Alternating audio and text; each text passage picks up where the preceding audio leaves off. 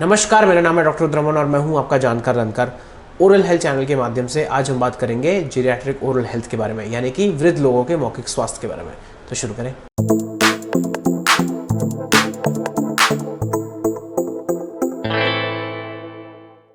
तो एजिंग एक irreversible physiological process है जो हर किसी के साथ होता ही है अल्टीमेटली, और आपकी जो है बॉडी में जो है चेंजेस आते हैं, आपकी ओवरऑल हेल्थ में चेंजेस आते हैं, साथ साथ में आपकी ओरल हेल्थ में भी चेंज आते हैं। तो आज मैं इसी बारे में बात करने वाला हूं कि जेरियाट्रिक पेशेंट्स यानी कि वृद्ध लोगों में किस किस टाइप के ओरल हेल्थ चैलेंजेस आते हैं। तो अगले कुछ एपिसोड्स में मैं जो है जेरियाट्रिक ओरल हेल्थ और उसकी मैनेजमेंट टेक्निक्स के बारे में बात करने वाला हूं। अगर आप एक वृद्ध व्यक्ति हैं तो ये एपिसोड आपके लिए ही है।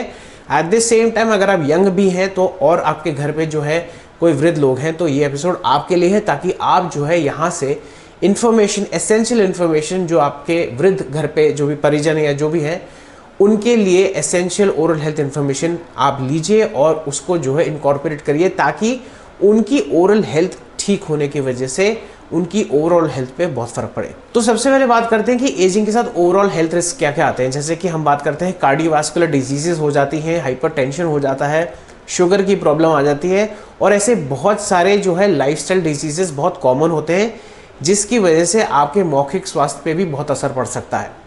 जैसे हम बात करते हैं सबसे इंपॉर्टेंट और कॉमन जो है प्रॉब्लम जो आती है, सबसे बड़ी प्रॉब्लम जो वृद्ध लोगों के साथ आती है वो होती है एडेंचुलसनेस।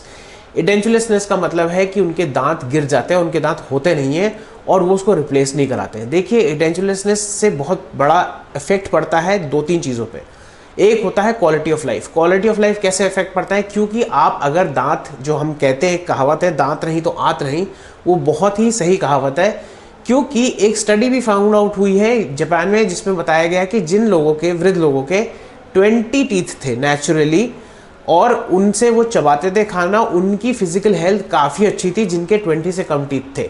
इसमें एक कैंपेन भी शुरू किया गया है जापान में जिसको 80-20 कैंपेन बोलते हैं, जिसमें ये इनकरेज करते हैं वृद्ध लोगों को कि 80 साल की उम्र तक जो है आपको अपने 20 दांत किसी भी तरह बचाने ज़रूरी हैं, जिसकी वजह से आपके मौखिक स्वास्थ्य और आपके शारीरिक स्वास्थ्य पे बहुत अच्छा असर पड़ता है।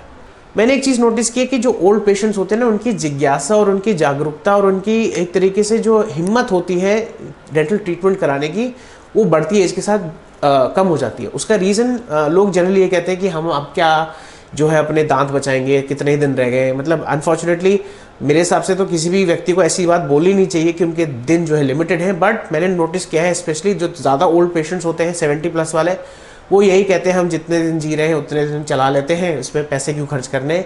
लेकिन मैं आपको वहीं रोकना चाहता हूँ। अगर आप वृद्ध व्यक्ति हैं या उनके परिजन हैं जो यंग हैं, प्लीज़ इस चीज़ को समझिए कि अगर आपको अपने दांत बचाने हैं तो उससे जो है सबसे इंपॉर्टेंट चीज़ ये होगी कि आप खाना ठीक से खा पाएंगे। अगर आप खाना ठीक से खा पाएंगे तो आप कुपोषित नहीं रहेंगे, मतलब आपको सही पोषण मिलेगा और सही न्यूट्रिशन की वजह से आपकी ओवरऑल हेल्थ अच्छी रहेगी। ये चीज़ आपको ध्यान ज़रूर रखनी है क्योंकि दांत बचाना बहुत ज़रूरी है। मैं हर किसी को बात बता के थक चुका हूँ, लेकिन रुकूंगा नहीं। दांत बचाना बहुत ज़रूरी है और नेचुरल दांत को प्रिजर्व करना बहुत इंपॉर्टेंट है। दूसरी प्रॉब्लम जो आती है, देखिए जो बहुत सारे लोग हैं, जो वृद्ध लोग हैं, उनको ना रूट कैरीज की बहुत प्रॉब्लम होती है। उसका रीज़न क्या है? दो तीन चीज़ें।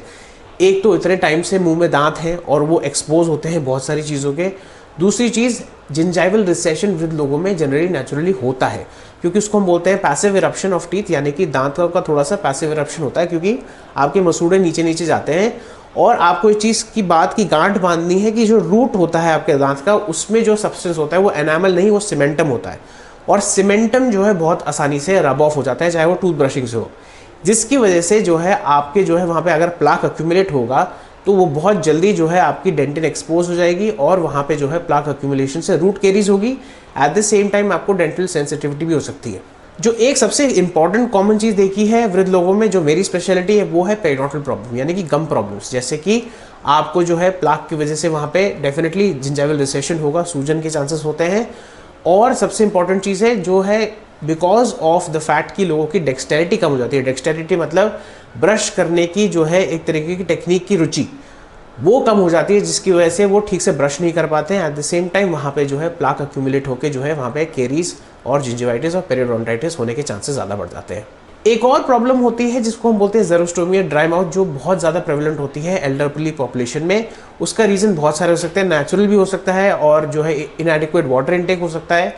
एंड एक बहुत कॉमन कॉज उसका है डायबिटीज मेलिटस, जिसको हम शुगर यानी कि मधुमेह की बीमारी। डेंचर वेयरर्स यानी कि जो लोग डेंचर पहनते हैं उनके साथ अलग चैलेंजेस होते हैं। अगर आप डेंटिस्ट से भी पूछेंगे तो उनके लिए सबसे ज़्यादा पेशेंट एक्सपीरियंस और सेटिस्फैक्शन का चैलेंज आता है डेंचर वेयरर्स के साथ, क्योंकि जो आप डेंचर्स पहनते हैं वो आपके मस्तिष्क का सपोर्ट लेते हैं, आपके मसूड़ों पे जाते हैं, आपके जो है बेसिकली सॉफ्ट टिश्यू पे जाते हैं, जो धीरे धीरे करके रिमॉडल होता रहता है और प्रेशर से वो उसकी नीचे की हड्डी गलती रहती है, जिसकी वजह से डेंचर कभी कभार ढीला हो जाता है, कभी रॉक करता है, या आपको बेसिकली कहीं ना कहीं जो है डेंचर से आपको सोर्स हो जाते हैं बिकॉज ऑफ द फैक्ट कि वो कहीं पहना होगा, और डेंचर स्टोमेटाइटिस करके या डेंचर हाइपरप्लेशिया करके भी कुछ प्रॉब्लम्स है जो मैं आगे के एपिसोड में बात करूंगा। अगर आप डेंचर वेयर हैं तो आपके लिए एक चेतावनी, आपको अपने डेंचर की हाइजीन रखना बहुत जरूरी है। At the same time oral hygiene, जितने भी आपके जो टिश्यूज हैं उनकी सफाई रखना बहुत जरूरी है, क्योंकि अगर आप डेंचर्स को साफ नहीं रखेंगे और उनको रेगुलरली पहनते रहेंगे और उतारेंगे नहीं और सही तरीके से स्टोर नहीं करेंगे तो डेफिनेटली चांसेस हैं आपको फंगल इन्फेक्शन के चांसेस बढ़ जाएं।